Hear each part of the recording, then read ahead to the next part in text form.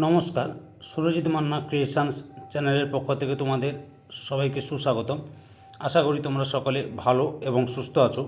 আমি তোমাদের জন্য এই ভিডিওটিতে তুলে ধরছি 2026 সালের ক্লাস 8-এর রায় ও মার্টিন প্রশ্নবিচিত্রা থেকে দ্বিতীয় ইউনিট টেস্ট অর্থাৎ সেকেন্ড সামেটিভ ইভ্যালুয়েশনের জন্য, তো দ্বিতীয় পর্যায়ক্রমিক মূল্যায়নের জন্য ভূগোলের 7 নম্বর মডেল স্কুলের প্রশ্নপত্রের সেটটির সম্পূর্ণ সমাধান করছি। তার আগে তোমাদের কাছে অনুরোধ, তোমরা ভিডিওটি না টেনে পুরোটা দেখো। ভিডিওটি কেমন লাগলো কমেন্ট করে জানিও, ভিডিওটিতে লাইক দাও এবং শেয়ার করো, এবং চ্যানেলে নতুন হলে চ্যানেলটিকে সাবস্ক্রাইব করে চ্যানেলের সঙ্গে যুক্ত হয়ে যাও। আলোচনা শুরু করছি 308 নম্বর পেজের 7 নম্বর model school Jalpaiguri government girls high school, এই স্কুলের প্রশ্নপত্রের সেটটির সম্পূর্ণ সমাধান করছি। তোমরা পুরো প্রশ্নপত্রটি লক্ষ্য করো। একের দাগে সঠিক উত্তরটি বেছে নিয়ে পূর্ণ বাক্যে উত্তর লেখো। প্রথমে রয়েছে রকি পার্বত্য অঞ্চলে উষ্ণ বায়ু হলো অপশান এ তে চিনুক। 2 নম্বর বিকেলের দিকে সমুদ্র বা নদীর পাড়ে বসলে শীতল, অপশান বিতে সমুদ্র বায়ু অনুভব করা যায়। 3 নম্বর পৃথিবীর উচ্চতম হ্রদ, অপশান ডিতে টিটিকাকা। 4 নম্বর লা প্লাটা নদীর অববাহিকায় আছে, অপশান ডিতে পম্পাস তৃণভূমি। 5 নম্বরে দক্ষিণ আমেরিকার একটি মরুভূমি, অপশান বিতে আটাকামা। 6 নম্বরে অ্যাঞ্জেল জলপ্রপাতটি, অপশান সিতে ওরিনোকো নদীতে অবস্থিত।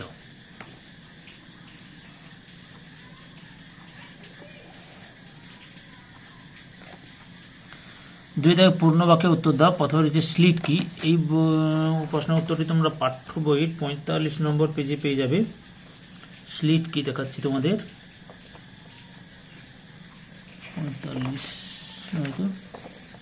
49 নম্বর পেজে পেয়ে যাবে। সরি, এই যে স্লিট কি, এই যে জলকণা ও তুষারকণার আংশিক মিশ্রিত রূপ হলো স্লিট। এরপরে রয়েছে টাইফুন কি। টাইফুন কি লক্ষ্য করো। টাইফুন কাকে বলে, এটাও তোমাদের পাঠ্য বইয়ের 48 নম্বর পেজে পেয়ে যাবে। পূর্ব চীন সাগরের ঘূর্ণিঝড় টাইফুন নামে পরিচিত। 3 নম্বরে ড্যাশকে পৃথিবীর কসাইখানা, ভুল বললাম। 3 নম্বর পৃথিবীর বৃহত্তম চিরহরিৎ অরণ্যের নাম লেখো সেলভা। 4 নম্বর পৃথিবীর দীর্ঘতম ভঙ্গিল পর্বতমালার নাম কি, আন্দিজ। 5 নম্বরে উত্তর আমেরিকার একটি প্রাচীন ভঙ্গিল পর্বতমালার নাম লেখো অ্যাপেলেসিয়া। এরপরে রয়েছে 3 দাগে শূন্যস্থান পূরণ করো। প্রথমে রয়েছে আয়তনে পৃথিবীর তৃতীয় বৃহত্তম মহাদেশ হল ড্যাশ, উত্তর আমেরিকা। 2 নম্বরে নায়াগ্রা জলপ্রপাত ড্যাশ নদীর উপর সৃষ্টি হয়েছে, সেন্ট লরেন্স নদীর উপর সৃষ্টি হয়েছে। 3 নম্বরে ড্যাশকে পৃথিবীর কসাইখানা বলে, শিকাগোকে পৃথিবীর কসাইখানা বলা হয়। 4 নম্বরে উত্তর আমেরিকার নাতিশীতোষ্ণ তৃণভূমির নাম ড্যাশ, প্রেইরি। 5 নম্বরে মিসিসিপি নদীর প্রধান উপনদী ড্যাশ, মিসৌরি। এরপরে রয়েছে 4 দাগে বাম স্তম্ভের সঙ্গে ডান স্তম্ভ মেলাও বা মিলিয়ে লেখো। বাফেলো বৃহত্তম ময়দা শিল্পকেন্দ্র, গ্যারি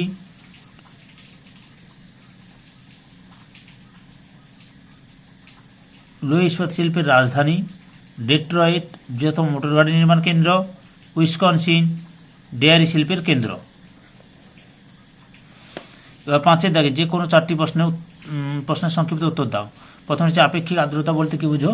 এই প্রশ্নের উত্তরটি তোমাদের রায় অ্যান্ড মার্টিনের প্রশ্ন বিচিত্রা থেকে দেখাচ্ছে, 160 নম্বর পেজে রয়েছে। এই উত্তরটি লক্ষ্য করো তোমরা। এখান থেকে শুরু করবে, অল্প দেখাচ্ছি, এতটা পর্যন্ত লিখবে। 2 নম্বরে রয়েছে পার্থক্য লেখা, শিশির ও কুয়াশা। তোমরা যে কোনো 2টি পার্থক্য লিখবে, আমি 4টি পার্থক্য তোমাদের সামনে তুলে ধরছি। 3 নম্বরে রয়েছে কানাডীয় শিল অঞ্চলে অসংখ্য হ্রদ দেখা যায় কেন। উত্তরটি লক্ষ্য করো তোমরা।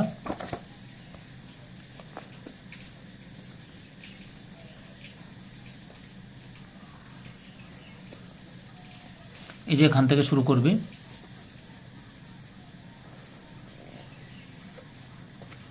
এতটা পর্যন্ত লিখবে। 4 নম্বরে রয়েছে উত্তর আমেরিকার পঞ্চ হ্রদ অঞ্চলের 5টি হ্রদের নাম লেখো। সুপিরিয়র, মিশিগান, হুরন, ইরি, অন্টারিও। 5 নম্বরে আমাজন নদীর মোহনায় বদ্বীপ সৃষ্টি হয়নি, এর কারণ ব্যাখ্যা করো। উত্তরটি দেখো। এই যে এখান থেকে শুরু করে এত পর্যন্ত লিখবে, 4টা পয়েন্ট রয়েছে।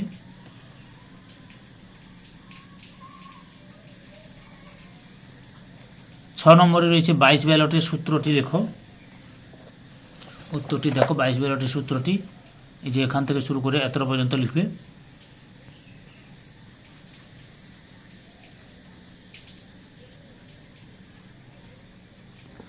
ছয়ের দাগে যে কোনো 4টি প্রশ্নের সংক্ষিপ্ত উত্তর দাও। প্রথমে রয়েছে চেরাপুঞ্জি ও শিলংয়ের মধ্যে দূরত্ব কম হওয়া সত্ত্বেও দুটো জায়গার মধ্যে বৃষ্টিপাতের পরিমাণগত তারতম্য হয় কেন? উত্তরটি তোমাদের রায়ান মার্টিনের সহায়িকা বই থেকে দেখাচ্ছি, লক্ষ্য করো। এই যে এখান থেকে শুরু করবে,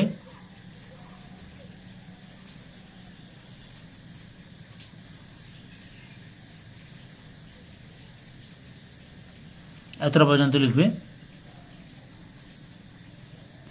পরের প্রশ্ন রয়েছে 2 দাগে ছবি আঁকো পরিচালন বৃষ্টিপাত। তোমাদের এই প্রশ্নটি পাঠ্য বই থেকে দেখাচ্ছি। এই যে এখানে রয়েছে পরিচালন বৃষ্টিপাতের ছবি, লক্ষ্য করো। নাহলে তোমাদের সহায়িকা বইতেও রয়েছে, দেখে নিবি একটু। 3 নম্বরে লক্ষ্য করো, নিরক্ষীয় অঞ্চলে নিম্নচাপ সৃষ্টির কারণগুলি লেখো। এই যে লক্ষ্য করো তোমরা, এই যে এখান থেকে শুরু করবে,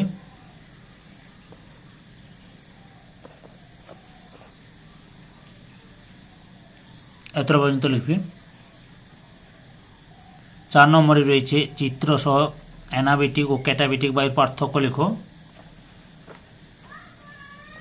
উত্তরটি লক্ষ্য করো তোমরা। অ্যানাবেটিক ও ক্যাটাবেটিক বায়ুর পার্থক্য, মোট 7টি পার্থক্য তুলে ধরলাম তোমাদের সামনে। 5 নম্বরে রয়েছে ক্রান্তীয় অঞ্চলে মহাদেশের পশ্চিম দিকে পৃথিবীর অধিকাংশ মরুভূমির সৃষ্টি হয়েছে কেন? উত্তরটি দেখো তোমরা, দেখাচ্ছি তোমাদের।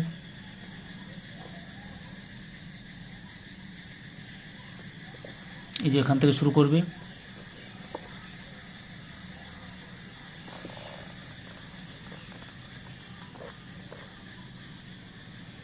বৃষ্টিপাত হয় না, এত পর্যন্ত লিখবে। 7 দাগে যে কোনো 2টি প্রশ্নের উত্তর দাও। প্রথমে রয়েছে কানাডার শিল অঞ্চলের শিল্পোন্নতির কারণগুলি লেখো। উত্তরটি তোমাদের রায়ান মার্টিনের সহায়িকা বই থেকে দেখাচ্ছি, এখান থেকে শুরু করবে। আগের ভিডিওগুলো দেখতে চাইলে আমার চ্যানেলের প্লে লিস্টে গিয়ে দেখে নাও, নাহলে এই ভিডিও ডিসক্রিপশনে তার লিঙ্ক দেওয়া আছে, ওখানে ক্লিক করে দেখে নিতে পারো। এতটা পর্যন্ত লিখবে। 7-এর 2 নম্বরে উচ্চতা অনুযায়ী মেঘেদের বর্ণনা দাও। তোমাদের পাঠ্য বই থেকে প্রশ্ন উত্তরটি দেখাচ্ছি, লক্ষ্য করো। উচ্চতা অনুযায়ী মেঘেদের বর্ণনা দেখে নাও ঠিকঠাক করে। এই যে মেঘেদের পরিবার, বেশি উচ্চতার মেঘ সিরাস মেঘ, সিরোস্ট্যাটাস, সিরোকিউমুলাস। মাঝারি উচ্চতার মেঘ হচ্ছে অ্যালটোস্ট্যাটাস, অল্টোকিউমুলাস। নিম্ন উচ্চতার মেঘ হচ্ছে স্ট্র্যাটোকিউমুলাস, স্ট্যাটাস এবং নিম্ব স্ট্যাটাস। অর্থাৎ তোমরা এতটা পর্যন্ত লিখবে।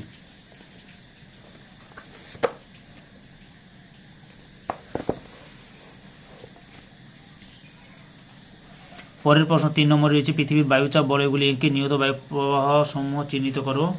তোমাদের রায়ান মার্টিনের সহায়িকা বই থেকে প্রশ্নের উত্তরটি দেখাচ্ছি, 111 নম্বর পেজে রয়েছে। এই ছবি ডাকবে, নাহলে তোমাদের পাঠ্য বইতেও রয়েছে।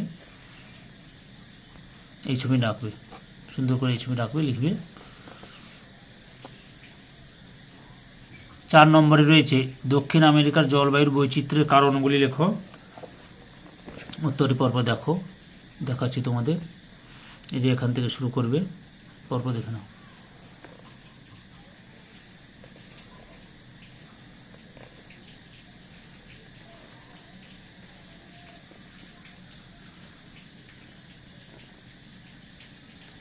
এতটা পর্যন্ত লিখবে।